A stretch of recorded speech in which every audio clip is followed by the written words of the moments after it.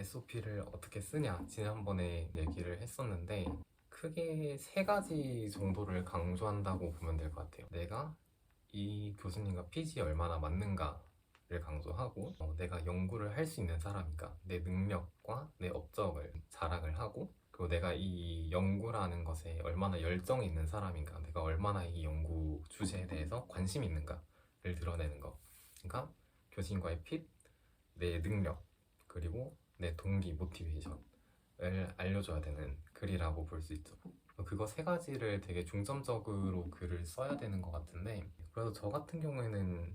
크게 6가지 단락으로 구성을 해가지고, 첫 번째로는 내가 왜 이 주제에 관심이 생기게 되었는가에 대해서 도입을 쓰고, 그리고 그 다음 이어지는 세 가지 문단에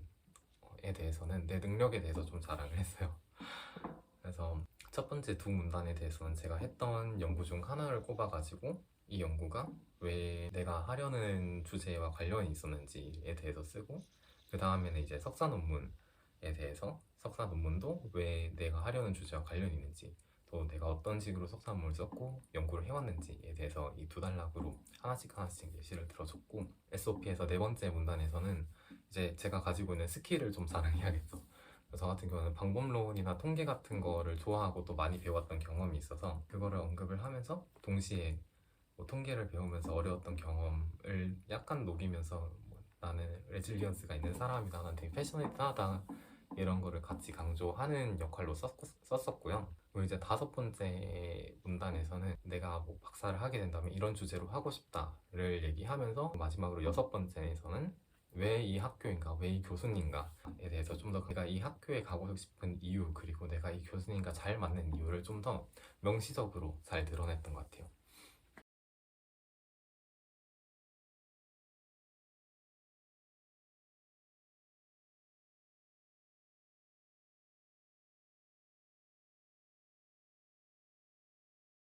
그래서 구체적인 예시를 하나 드리자면, 합격은 했는데 제가 안 갔던 학교로 일부러 예시를 드리자면, 왜냐면 지금 학교를 하기엔 좀 너무 부끄러우니까, 저는 지금 문화심리학 쪽을 하고 문화심리학 뭐 내지는 진화심리학, 뭐 생태심리학 이런 거를 하는 데로 갔지만, 다른 데 하나 붙었던 데가 좀 공감과 이타성 이런 걸로 해가지고, 제일 핵심이 되는 주제가 왜 사람들은 공감을 하지 않을까, 왜 어떨 때 사람들은 공감을 거부할까, 이런 거를 핵심 주제로 하고, 또 공감을 하는 것이 굉장히 필요하고, 우리가 자율적으로 자동적으로 다른 사람이 공감을 하는 게 아니라 뭔가 이 인지적인 자원을 쓰면서 공감을 하는 거기 때문에, 공감을 하는 게 굉장히 필요한 일이다, 필요도 하지만 필요도 한 일이다 라고 얘기를 하는 랩이었는데, 그곳 같은 경우에는 일단 첫 번째로 세월호 얘기를 들면서 되게 많은 사람들이 죽고 그거를 되게 슬퍼하는 사람들이 많았는데, 또 어떤 특정 커뮤니티나 뭐 어떤 사람들은 이게 되게 수많은 해상 사고 중에 하나인데 너무 사람들이 과민 반응하는 거 아니냐, 이런 얘기들이 굉장히 많았었단 말이죠. 근데 저는 그거를 보고, 왜 이렇게 많은 사람들이 죽었는데 사람들은 여기에 공감을 하지 않고 이거를 되게 낮잡아 보고, 공감과 뭔가 이런 슬퍼하는 이 과정들이 되게 필요 없는 거라고 느낄까라는 질문이 생겼었고, 거기에 파생해서 좀 더 우리 사회의 뭐 현상들을 보다 보니까 사람들이 되게 다른 사람들의 어려움에 별로 공감을 하고 싶지 않아 하는 것 같다라는 생각이 좀 들었어요. 그래서 그런 제가 겪었던 생각과 경험을 좀 공유를 하면서 첫 번째 문단에서 이런 일들이 있었는데, 그래서 나는 결국 사람들이 왜 공감을 하지 않는지, 그리고 또 어떻게 하면 사람들의 공감을 좀 더 일으킬 수 있는지에 대해서 연구를 하고 싶다라고 첫 문단을 좀 적었습니다.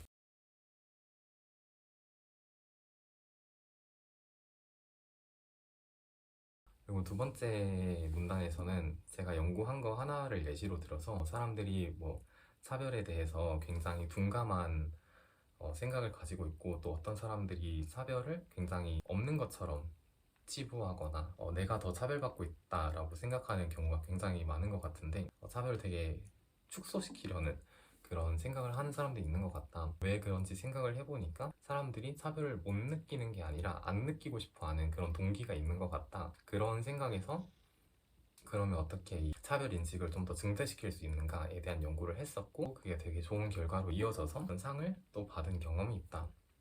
이런 식으로 또 썼었습니다. 근데 이제 거기서는 이제 도덕성과 정서 이렇게 두 가지 키워드가 있기 때문에, 도덕성도 저도 좋아하지만 그거보다는 좀 더 정서 쪽에 관심이 갔었기 때문에, 이제 두 번째 문단에서 되게 뭔가 어떻게 하면 공감을 더 일으키게 할 수 있고 차별을 좀 더 인식시킬 수 있는가에 대해서 연구를 했었는데, 세 번째 문단에 와서는 이제 그거를 정서랑 결합을 시켜가지고 한번 알아봐야 될 필요가 느껴졌다. 그래서 이제 석사 논문에서는 문화에 따라서 특정한 정서가 사람들의 도움을 더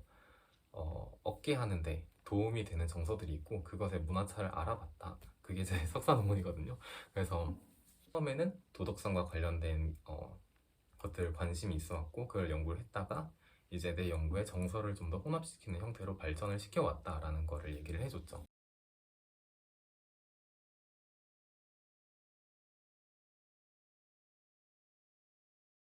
네 번째 문단에서는 제가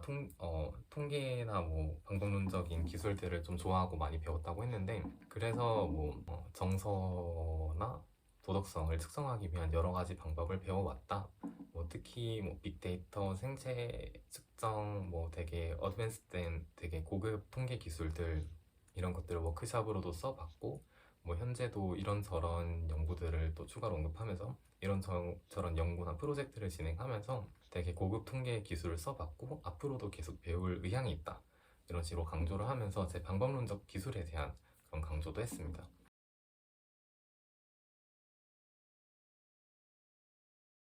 그리고 이제 다음 문단에 와서 이제는 어떤 것을 하고 싶은가를 봤을 때, 앞으로는 그냥 문화에 그래도 계속 관심이 있으니까 특정한 환경에 있는 사람들이 공감에 대해서 좀 더 긍정적인 생각을 가지고 있는 것 같다 라는 생각이 있고, 그 아이디어를 발전시켜서 앞으로도 연구하고 싶다라는 걸 약간 되게 미니 리서치 프로포설처럼 써가지고 냈었습니다.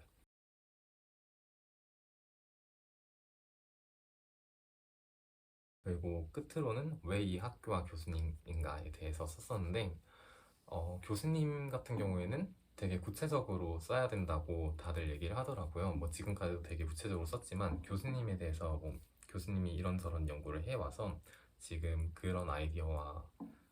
되게 일치하는 생각을 가지고 있어서 그 교수님과 함께 하고 싶다, 이런 식으로 써야 된다고 했는데, 저도 거기는 교수님이 생각하는 뭐 공감이 자동화된 반응이 아니라 우리가 되게 계산해서 나오는 행동이고, 그것을 어떻게 이끌어내야 될지 알아봐야 된다는 아이디어에 되게 공감하고, 그리고 그 교수님이 만들었던 뭔가 되게 신박했던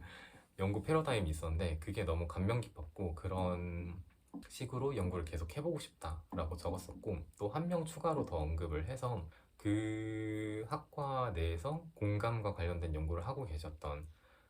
교수님 한 분을 더 언급해가지고, 그분은 좀 더 문화와 공감을 조금 더 다루셨던 분이셔서 그분과도 좀 연계를 해가지고 문화 차이와 공감에 대해서, 공감 인식에 대해서 연구를 해보고 싶다라고 하는 식으로 교수님들에 대한 언급은 끝냈고, 그리고 그 다음에 이제 왜 이 학교냐에 대해서, 거기는 되게 그 모럴 사이콜로지라고 이 도덕 심리학에 대한 교수진이 되게 많아가지고, 사회심리학 분과가 되게 도덕 심리학 쪽이더라고요, 그 교수님들 자체가. 그래서 그 교수진 자체도 되게 도덕 심리학을 하는 사람들이 많아서 그쪽에 좀 더 시너지를 낼 수 있는 교수진들이 많고, 굉장히 협력하기 좋은 그런 환경이 있고, 또 제가 지원하는 교수님이 또 외부와 협업을 하는 그 기관이 있는데, 거기서도 되게 활발히 연구를 하고 있어서 저는 그동안 되게 다른 학과의 사람들이랑 연기하는 것도 되게 즐겨 했고 또 재밌어 했기 때문에, 또 여러 기관 그리고 여러 학과의 사람들과 콜라보레이트를 하면서 더 이 연구 지평을 확장시키고 싶다, 그리고 이 학교가 되게 그런 학교다 이런 식으로 좀 그 학교에서 자랑하고 싶을 만한 포인트를 짚어가지고 나도 이게 마음에 든다 라고 적었습니다.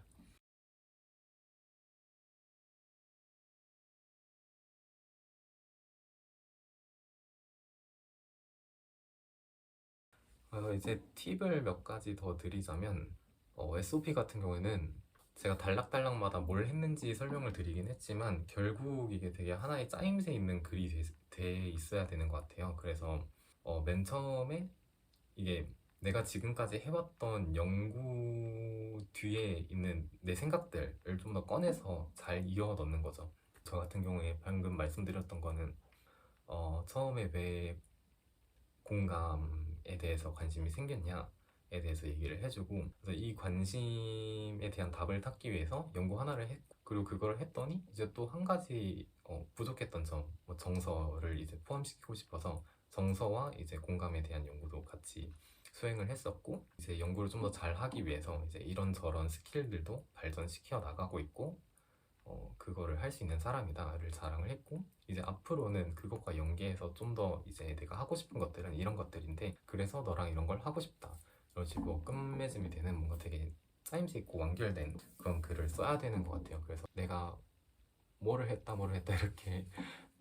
나열을 하지 말라고 얘기를 많이 하더라고요. 사실 여러분들이 연구를 하는 데는 이유가 있을 거니까, 뭐 누가 시켜서 한 게 아닌 이상, 뭐 시켜서